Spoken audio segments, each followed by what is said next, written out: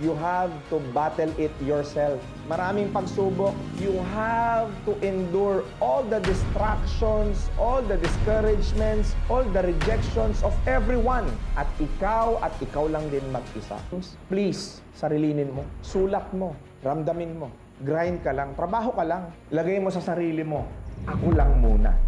Matuto kang humindi. Wala kang pera, may nangungutang sa'yo.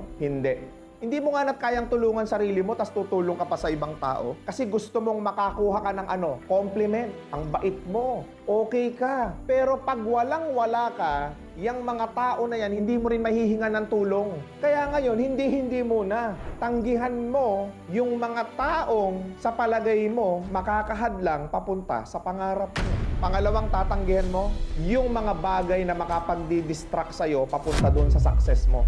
Palagi kang nasa inuman, palagi kang nasa chismisan, palagi kang nasa layasan, palagi kang nasa shopping center. Bakit hindi ka makatanggi sa mga kaibigan mong wala namang maidudulot na maganda sa'yo?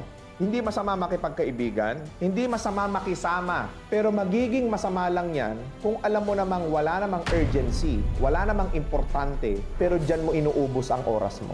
Learn how to say no. Marami kang dapat tanggihan sa buhay mo sa ngayon.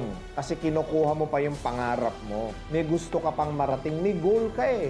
Focus ka. Kailangan determine ka. Kailangan pinpoint ano ang gusto mong mangyari sa buhay mo. And you will do everything para makuha yon.